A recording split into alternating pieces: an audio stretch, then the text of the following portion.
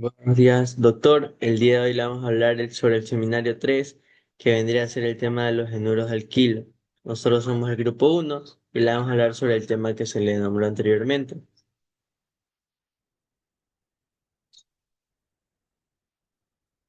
Como aquí pueden observar, están los integrantes. Somos 6 miembros que vamos a exponer sobre este tema, a detallar específicamente. En mi caso, les voy a hablar sobre una pequeña introducción, induciendo al tema para poder explicar y que puedan entender para cuando mis compañeros les explique específicamente, puedan captar más rápido. Como una pequeña introducción, tenemos a los genuros alquilos, también conocidos como Jalalcanos. Son una clase fundamental de compuestos orgánicos en los que más de un átomo de hidrógeno de un alcano ha sido reemplazado por átomos de halógeno. Fluor, cloro, bromo, yodo. Por ejemplo, su estructura molecular única determina a la naturaleza del grupo alquilo y el tipo de halógeno les confiere una amplia gama de propiedades físicas y químicas que les hace protagonistas en numerosas reacciones orgánicas y aplicaciones industriales. Bueno, en esta exploración, por así decirlo, profundicemos en la estructura general de los halogenuros alquilo, desglosando los conceptos claves que definen su organización atómica y su clasificación. Analizaremos, analizaremos cómo esta estructura influye directamente en sus propiedades físicas como puntos de ebullición, solubilidad, y utilizaremos ejemplos concretos para ilustrar estos principios. Posteriormente abordaremos las reglas sistemáticas para la nomenclatura de estos compuestos, permitiéndonos identificar y nombrar correctamente cada uno a los neuroalquilos, nuevamente con la ayuda de ejemplos que faciliten la comprensión. Muy buenas, soy Fabiana Mideros y yo les vengo a hablar acerca de los conceptos de halogenuros de alquilo. Los halogenuros de alquilo, también conocidos como haloalcanos, constituyen una clase importante de compuestos orgánicos caracterizados por la presencia de uno o más átomos de halógeno. Estos como pueden ser flúor, cloro, bromo o yodo, sustituyéndolo a un átomo de hidrógeno en una cadena alifática. Su fórmula general es Rx, R siendo un radical alquilo y X siendo un halógeno. Estos compuestos presentan una amplia aplicación en síntesis orgánica, farmacológica y son precursores industriales en la producción de polímeros, solventes y agentes refrigerantes. Se dice que el enlace entre estos, es decir, entre el carbono y el halógeno, es covalente porque presenta una marcada polaridad debido a la diferencia de electronegatividad entre ambos elementos. El halógeno, siendo más electronegativo, atrae la densidad electrónica hacia sí, generando un dipolo eléctrico en el que el carbono adquiere una carga parcial positiva y el halógeno una carga parcial negativa. Esta polaridad confiere a los halógenos de alquilo propiedades físico-químicas particulares y una reactividad específica, especialmente en un mecanismo de sustitución nucleofílica y eliminación. Les voy a hablar acerca de la estructura química de los halogenuros.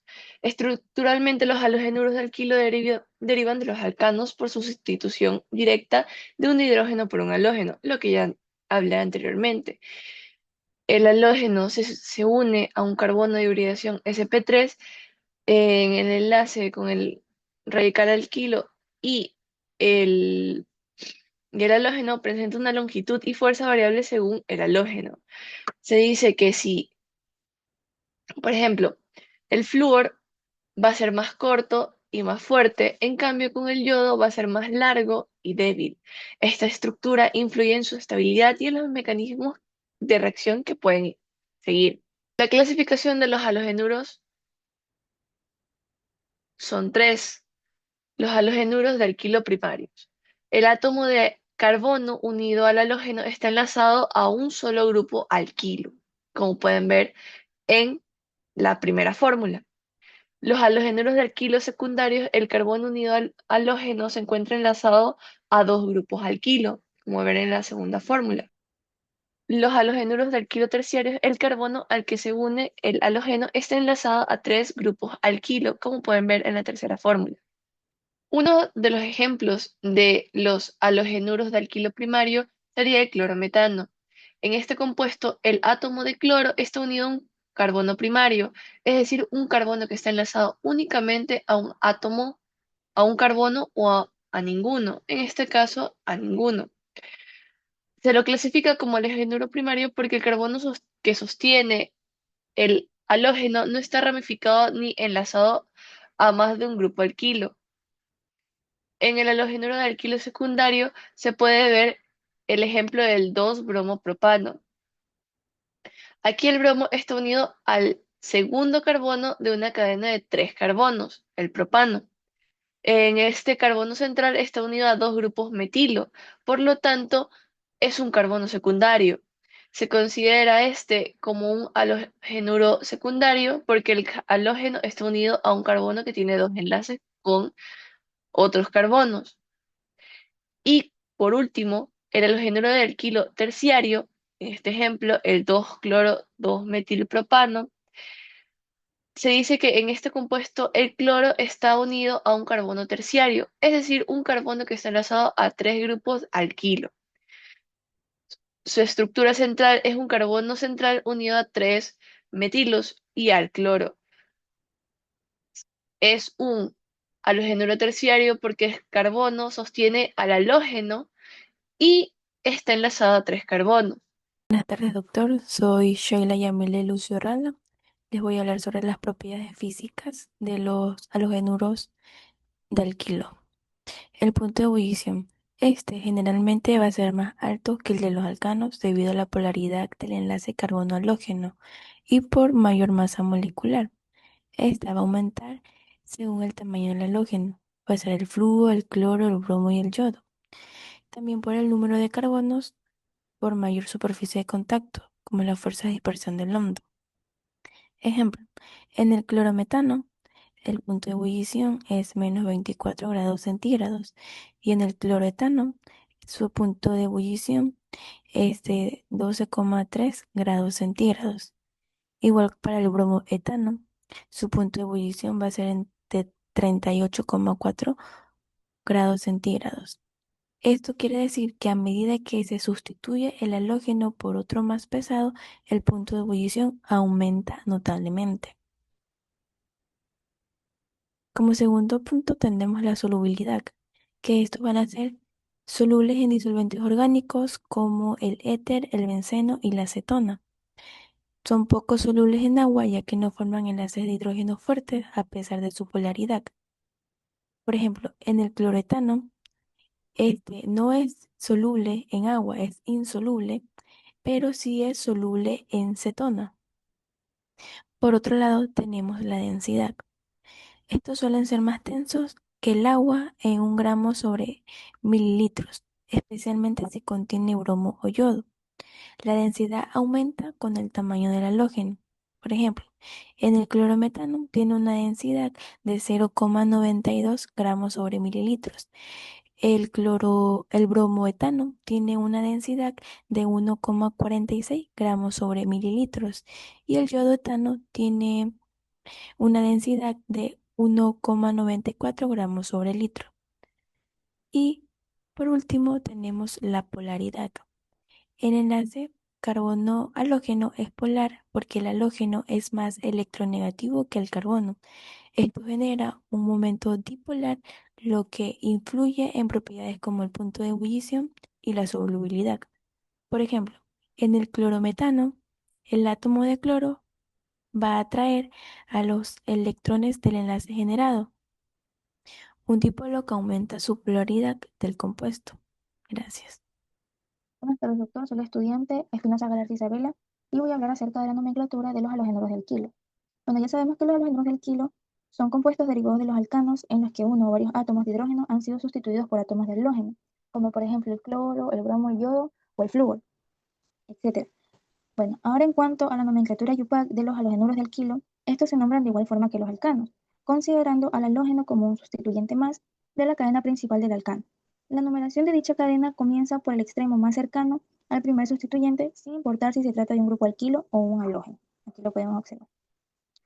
Ahora bien, voy a explicar estos tres ejemplos para que así quede claro la nomenclatura de los halógenos del alquilo. Muy bien, en el primer ejemplo tenemos una cadena de 6 carbonos.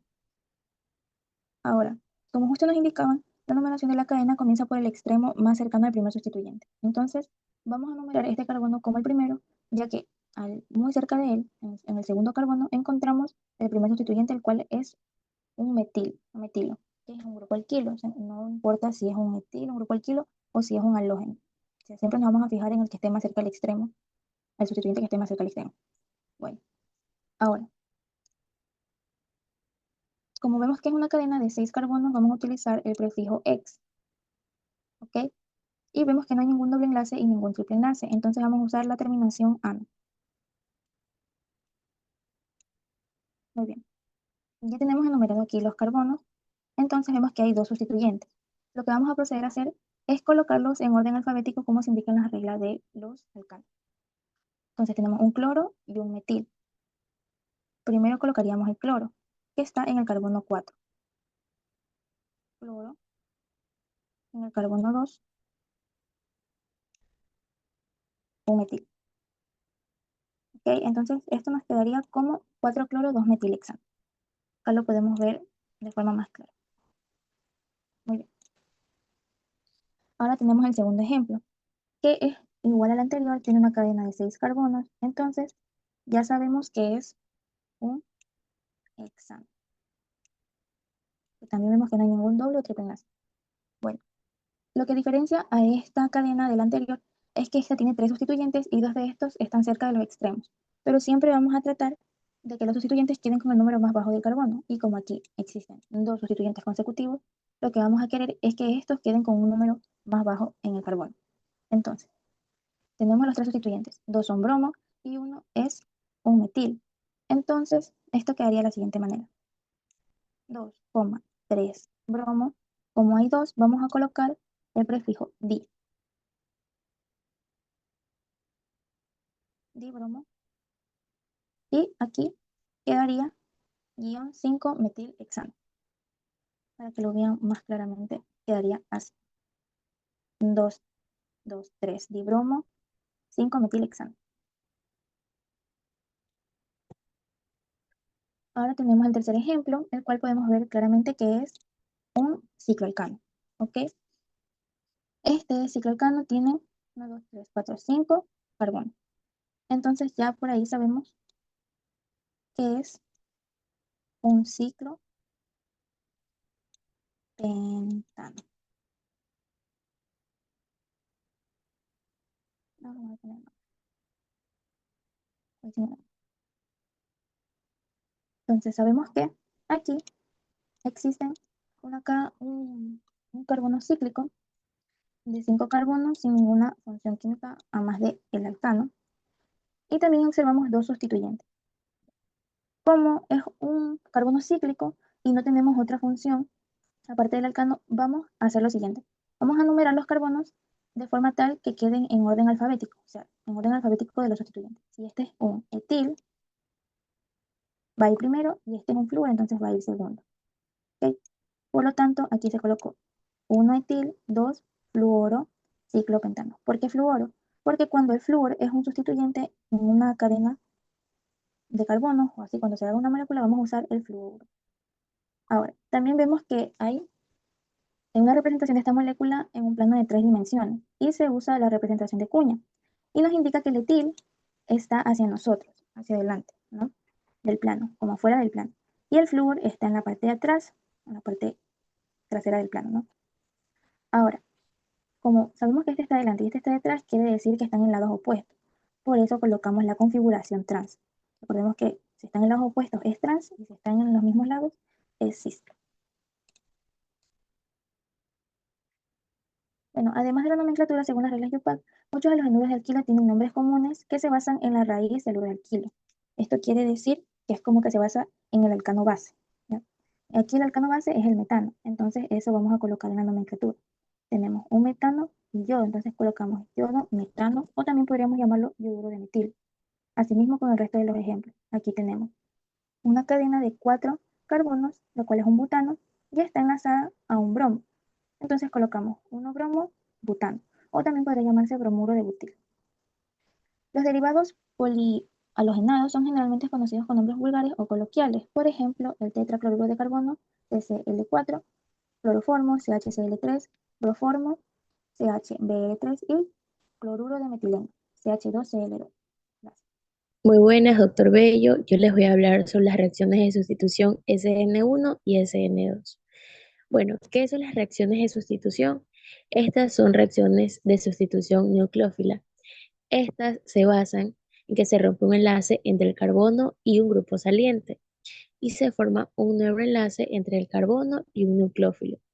Estas reacciones de sustitución nucleófila de los haluros de alquilo se producen mediante dos vías principales. La diferencia clave radica en la sincronización de los pasos que forman y rompen este enlace. El SN1 ocurre en dos pasos. El grupo saliente se va y este forma un carbocatión intermedio. Luego, el nucleófilo ataca a este carbocatión. Es más rápida ya que los sustratos son terciarios. Por eso, el carbocatión es más estable. Como podemos ver en la siguiente diapositiva, que tenemos el ejemplo. Aquí vemos que el bromo sale primero y se forma un carbocatión y luego entra el H2O. ¿Por qué es SN1 y no SN2? Primero porque el carbón es terciario, lo que impide un ataque nucleófilo directo por el estorbo estérico, algo que no se puede dar en el SN2. También se forma el carbocatión terciario, que es estable, como ya lo dijimos, y pues el H2O, que viene a ser el nucleófilo, es el débil. Y también que es un medio polar prótico y es ideal para estabilizar iones. En el SN2 ocurre en un solo paso, que este es el nucleófilo ataca al mismo tiempo que el grupo saliente se va. Como el ejemplo que vemos en la siguiente diapositiva, que es el alcohol, ataca directamente al carbono y se desplaza al bromo en un solo paso. El alcohol ataca por la parte opuesta a donde está unido el bromo. Esto se llama ataque posterior. ¿Y por qué no es SN1?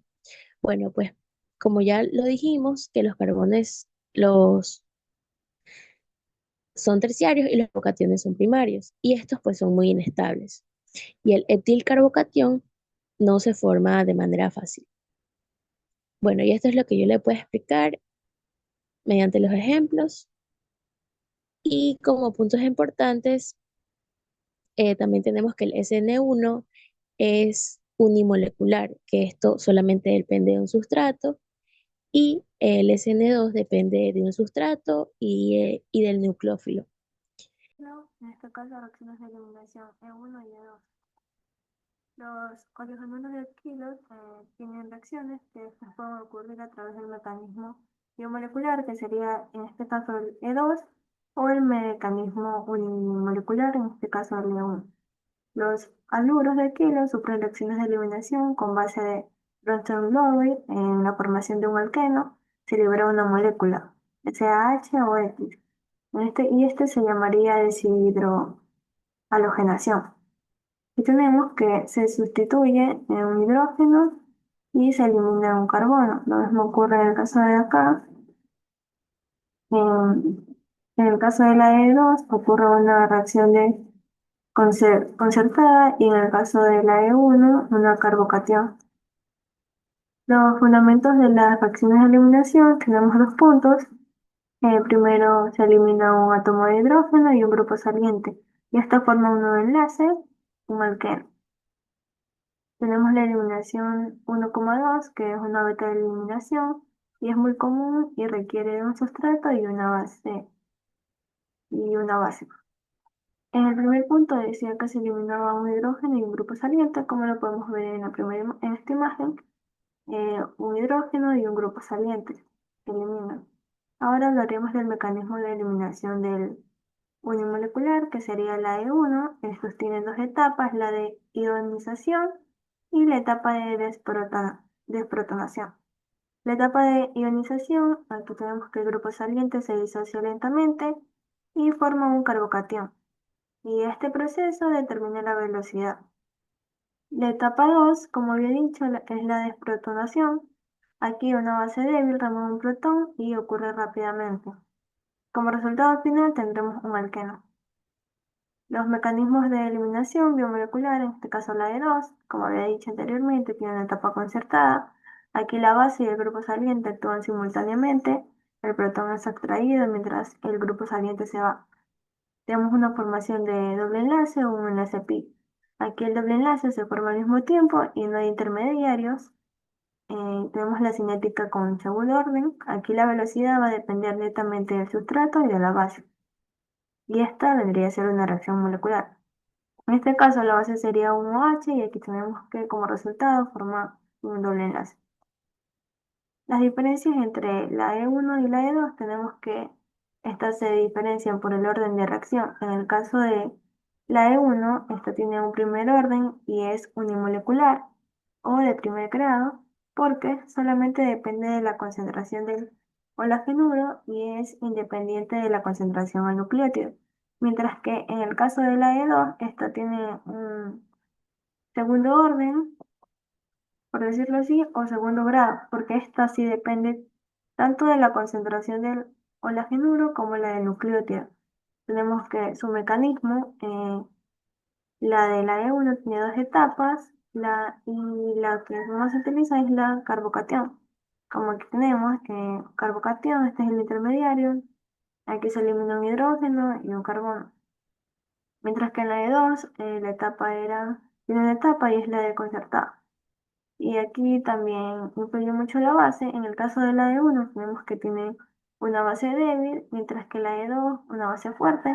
En la estereoquímica, en la E1 tenemos que mezclas y enredamientos, quiere decir que casi no aplica, mientras que en la E2 sí aplica la estereoquímica. En este caso sería estereopacífica, que depende de la base. Los disolventes tenemos que en la E1 tenemos el polar protótico, mientras que en la E2 tenemos polar aprótico. Muchas gracias.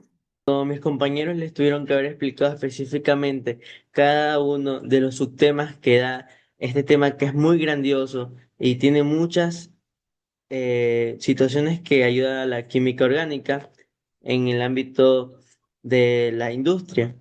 Llegamos a una conclusión que los halogenuros alquilos son una familia de compuestos orgánicos de vital importancia, cuya singularidad radica en la sustancia de átomos de hidrógeno por halógenos en una cadena de alcanos.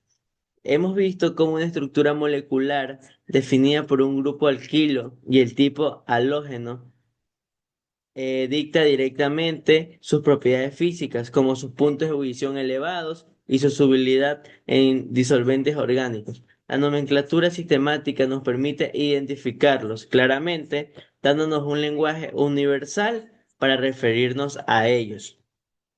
Pero, más allá de sus estructuras y propiedades, su verdadera fascinación reside en su reactividad.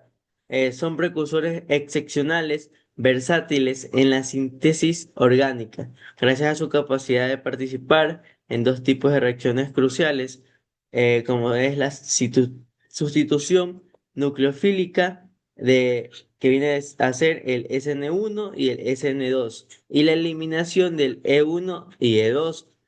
Comprender los mecanismos detrás de estas reacciones, así como los factores que los favorecen, es fundamental para predecir su comportamiento y poder manipularlos en el laboratorio.